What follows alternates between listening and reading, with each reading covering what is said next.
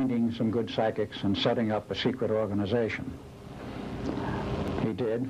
That organization, founded in 1940, later became known as the Psi Corps. Very important for many reasons.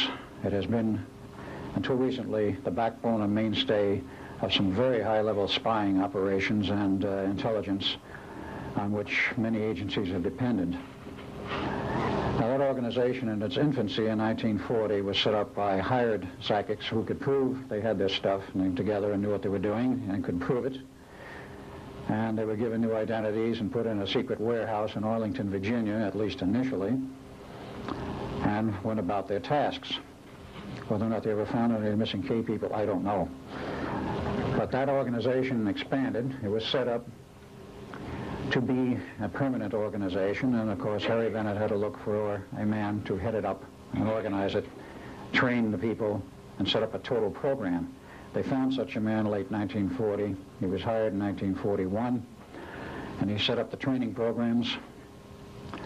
And from that point on, they were looking basically for pairs, identical paired twins, which were ideal for the type of training they were doing, mostly male, some female pairs. And if they couldn't find them as time went on, they did use computers to computer match, but this came much later. Eventually, the CIA was formed. They took over the organization, and that was in 1947. About 1950, NSA came into being, and they inherited the Psi Corps, and it's been under control of NSA ever since. So what did they really do, and what function did they serve? As time went on, and they expanded, and they did expand into about 50 operating pairs at their peak. They were perfect spies. They could penetrate virtually anything on this planet. And of course, after World War II was over, they were very interested in what they could do in terms of spying on Russia. Perhaps unbeknownst to us at first, the Russians also set up their own group, and there were several groups set up in other countries, but I'm only concerned with what happened here. The man who was chosen to head this organization up and actually remained its director until he retired in 1984 was a gentleman by the name of Emil P. de Costain. Perhaps some of you have heard the name. I know a few people have, but very few, because he was very much undercover. He was born in 1900. A very unusual thing I found out about him, which hardly anybody knew about until after he had retired. He was himself a walk-in by guess who? The K Group. So if you want to do some spying on the organization that's spying on you, take over the directorship. And they did. Important for a reason, because of what it led into in terms of the two experiments.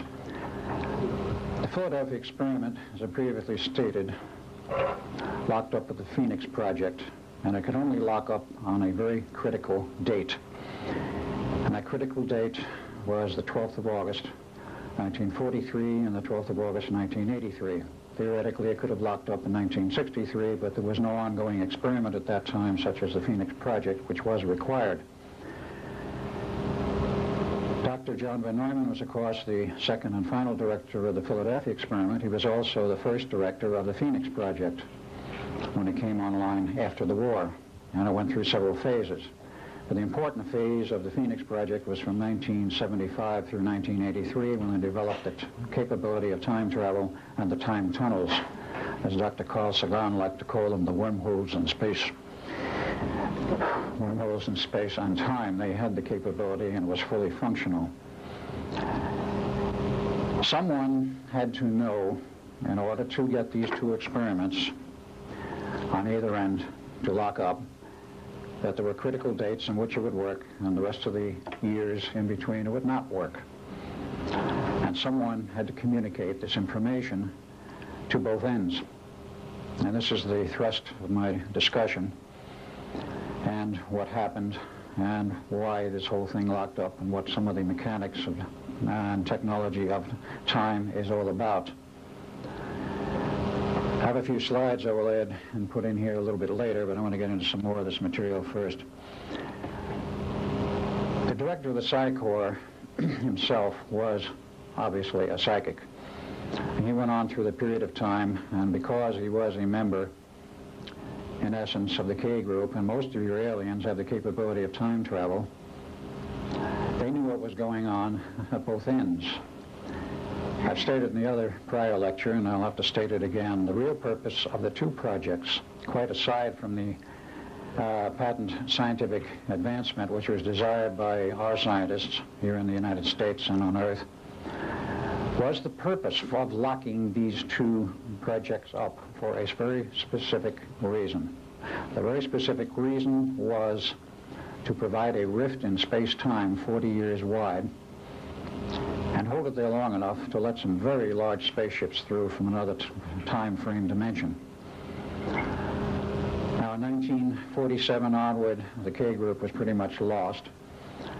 And came 1954, there was another group which came into purview of the government, and that was, of course, the Greys.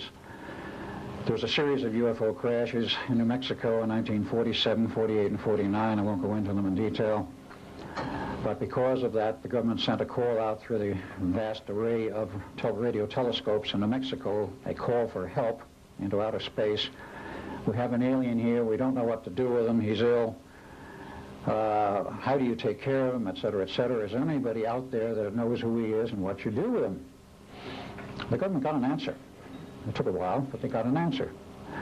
A group of small ships showed up in about 1953 with some Greys on them, and there was an exchange of ideas and thoughts, and some hostages went both ways, with the promise of return in 1954, which the Greys did do in very large numbers, landed at either Edwards or Holloman Air Force Base, or both. Eisenhower disappeared out of Palm Springs in one of his golfing weekends to Edwards, met with the aliens, and signed an agreement, a non-interference agreement, in which we agreed not to interfere with each other's civilizations, and there would be an exchange of technology. Well, the non-interference agreement didn't last very long because it became very obvious to our government that the Greys weren't keeping it, and what exchange of technology took place was not perhaps all that was expected. The important point was that our government agreed to provide bases for them underground, some 75, full underground railroad system. Construction started in 1959. But the Greys came in very large numbers. We don't know how many. The government perhaps does. It's estimated now they're probably in excess of 1 million. And a very large ship that came in went into orbit around Earth, and they provided shuttles down to the surface of the Earth. They could not have gotten through without that rift in space-time. Now, they were here. Other groups were here. There was a group from Orion. They actually were in charge of, in many respects, not formally, but in charge of the scientific development of the Phoenix Project. Therefore, they knew what it was capable of. They helped set up the science and the technology, and they also knew of the critical dates. The dates of 12 August is actually the function of the Earth's biorhythms. The Earth has a series of biorhythms, 4 of them, which, like the human biorhythms, do peak out once every so often. Nobody in our scientific community knew anything about this. It turns out, from what I've learned, that the ancients knew about it. The, let us say, the recluse lamas in Tibet and elsewhere knew about it. They do have a great deal of knowledge. And they knew that the Mother Earth is actually a living entity, unlike the rock science, which is taught to us in the colleges, and has a sort of consciousness, perhaps nothing we can understand.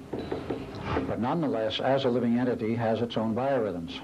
And those biorhythms, 4 of them, peak out once every 20 years.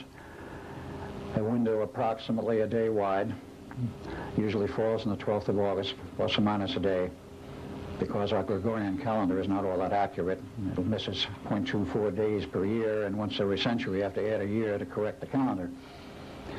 Nonetheless, that was known to these aliens. Now, Emil Castaigne was in the middle of this, and he had to provide a connecting link, and as did also the aliens. Where we were in 1943 with that test, we had no knowledge of any kind why that date, which was handed to us for the second test, the 12th of August, which was given to us as a drop-dead test, which came from above the office, the top office personnel, namely the chief of naval